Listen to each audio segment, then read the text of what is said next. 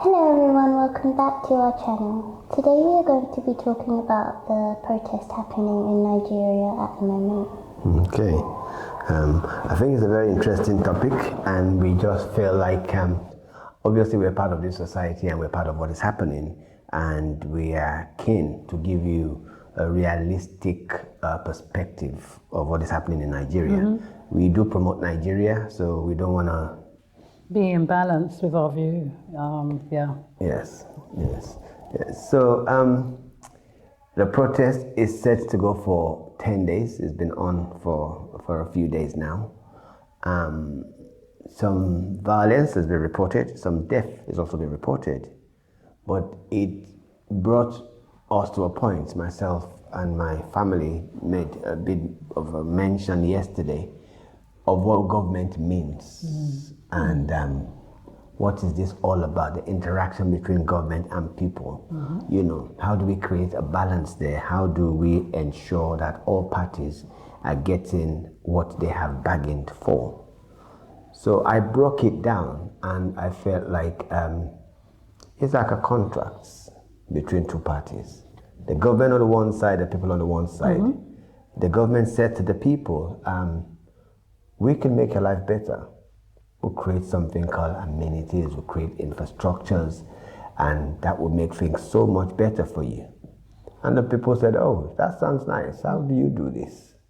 The government said to the people, well, when you go to work and you earn some money, you have to give us some of that money so that we use it to create these infrastructures for you.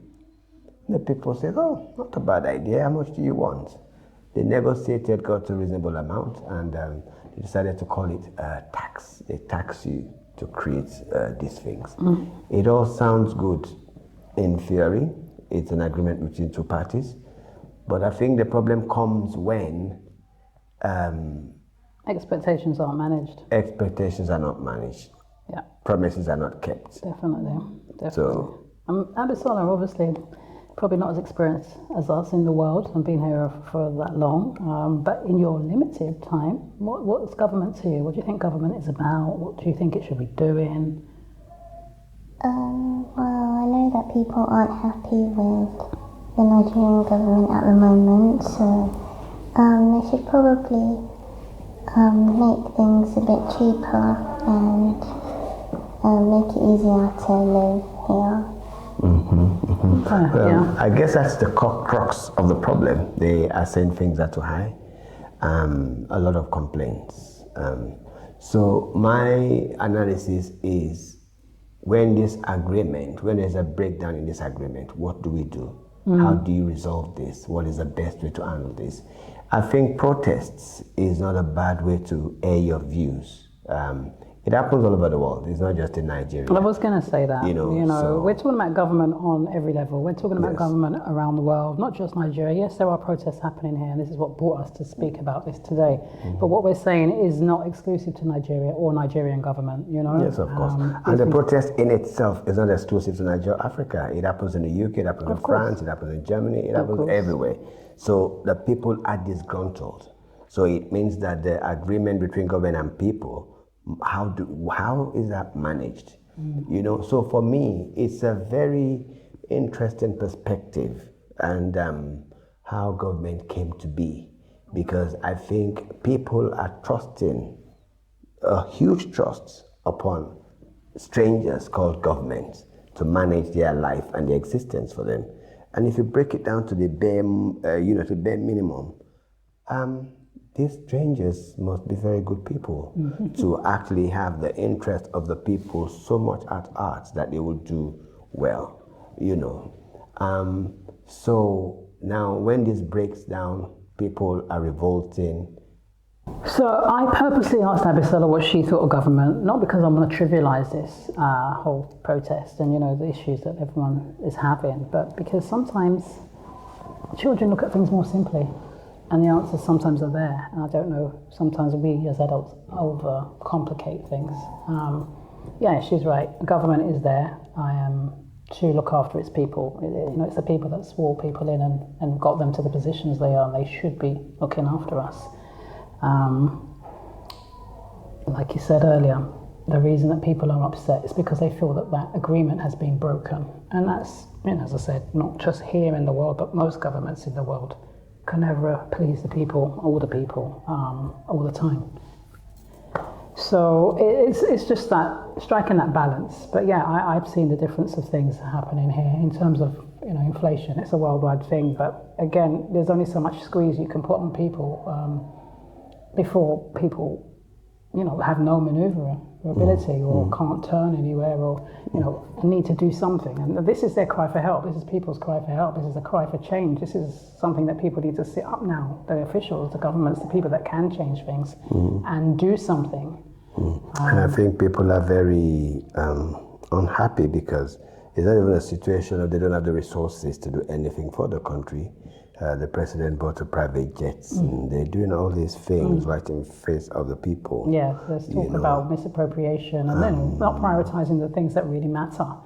Being lavish in areas where they don't need to be, spending in areas where they don't need to be, and focusing on the wrong thing. So yeah, I just can only hope, because we did have big hopes that this thing would end peacefully, but we can see already that it hasn't. And we just hope that people, continue to try and vocalize in a safe way what it is they want and, mobilize themselves in a way that government will listen and hopefully we can affect change that way. We don't need to lose lives, we don't need to lose properties and assets and things. I mean, the only people that suffer when people do things are the people, right? You're not hurting government by doing those things. This is your neighborhoods, these are your areas, these are the people that are suffering the same things you are. So yes, it's most unfortunate because they damage all the things they need and it makes their life more difficult. But I think most importantly, government must take the people seriously. Definitely. Without the people, there is no government. And the power really lies with the people. And, if the people mobilize themselves, they are the government, because if the people remove themselves from government, there's nothing for government to govern. So, it is that things have gone so far that government is getting braver and bolder as time. It's almost like sometimes they're trying to see how far they can push people before people will react. Yeah. And I think they should be very careful because the unbelievable might just happen. And if you look on the African continent right now, some things are happening in West Africa which no one would have thought about in the past. So it is frustration that leads to that. When people are pushed, they will do. There was a man saying that he's willing to die for his child's education because the child is a programmer 13 and just, sometimes people are not afraid to die anymore because if what they are living is close to death anyway, what have they got to lose? What have they got to lose? Yeah. And if you push people that far, they will do what you don't expect them to do. Nigerians are very, very hardworking people. I really have to confirm that I've realized how hard Nigerians are willing to work. In fact, how hard they work. And to see that people are not asking for the world. They are literally just asking to have a living. They're willing to put in their hours. I see what people do for what they get. It's like, wow, so much energy for that. And they're happy at that. So just this inability to provide a bare minimum is rather shameful, to be honest. So there's going to be a relationship between government and people. It's got to be one that is more interactive and one that the government also understands that it has a responsibility. It's actually not a favor to govern people. People don't actually understand that it's a contract world. It's a contract. Government and people are in contract. They have contracted the government to do ABC things, and this is what you can apply to your everyday living. If you contract a builder to build a property for you, if he's not doing what he has to do, then you have to relook at that contract and see what can be done to remedy the situation. But government cannot be too big for the contract they have signed. I think they have forgotten that they are accountable to the people. They have to do things to be where they are, and that the people put them there. And yes, it's not a right to be there. It's performance based. Okay, so the statutory law is the man-made law, which requires a consent, and this is why you have to sign for so many things. Without a signature, you're not giving your consent, but it is not being sold to you as in we need your consent. It is being sold as in you have to sign this thing. I was going to say that. We just keep signing for things. Not even just signing. I mean, sometimes you can agree verbally, but I'm just saying the way things are presented sometimes make you think you have no choice, or that person has the power to do that, and so it shouldn't be challenged or taken away or not given. But you not challenging, you not saying, you therefore accept, you therefore give permission in a way. Of course. And sometimes what we sign for, we clearly don't understand, because if you buy a car, you believe you own the car, but if you check the prints, you're just a registered owner. Registered keeper. Registered keeper, registered keeper. Yes. If you check the fine prints, you're just a registered keeper. So you don't own it. This is why government can put ticket on your car. This is why they can tow your car away, because you have signed to say that you are just a registered keeper. If you buy a property in the West, in the UK, they tell you you're a freeholder. The word is very blatant. You are holding it for free. You don't own it, right? Because they know that that property is going to return to them at some time. You know, it's not. Like, how would you buy, like, own a car? Like, would you just not sign a contract? Or? It's a very good question, but this is what they have done. They haven't made allowances for that, because now they have.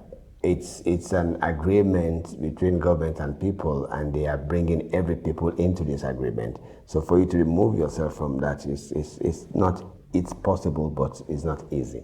Because if you drive without a driver's license, if you drive with, I mean, people did this in the West and in America because they were quoting the law of the land. So they refer to themselves as travelers, because every human being has the right to travel, right? If you're not operating under their statutory law. But this is not common knowledge, and as you said, people are not actually aware of what their true innate rights are. The right they're born with that cannot be changed.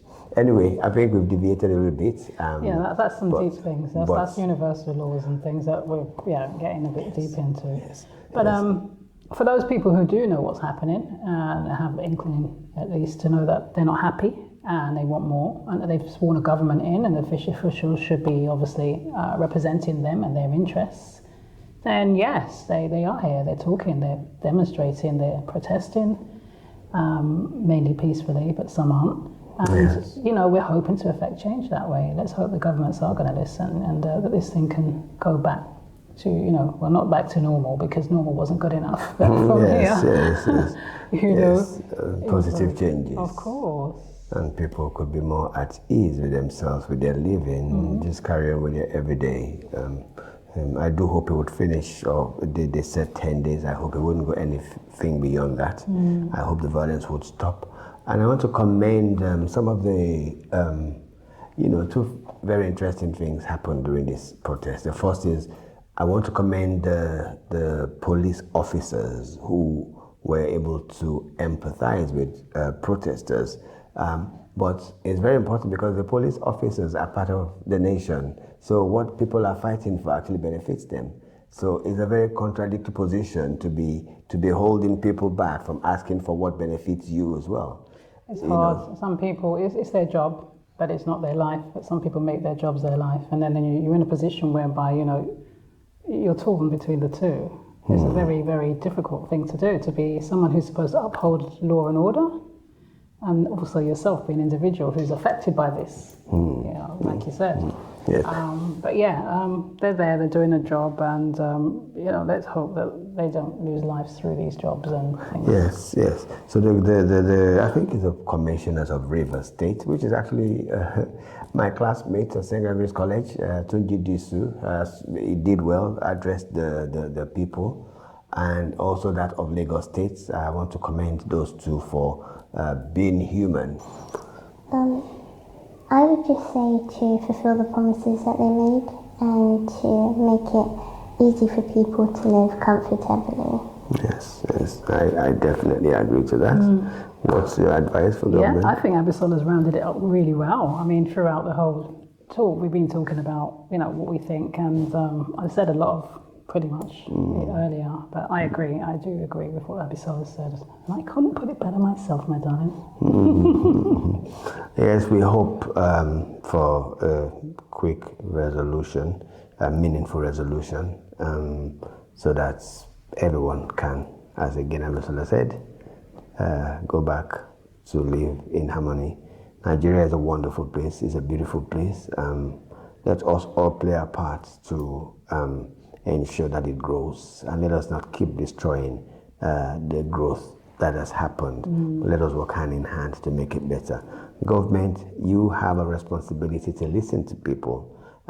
You are not above the people who put you there, and the people can speak. This is one of the times they are speaking, and if they're not listened to, we hope that it doesn't get worse. We hope that there will be good communication to meet one another in a good space, and we live happily ever after. Yep. Thank you for watching. Make sure to stay safe in these times. Until next time. Odabo.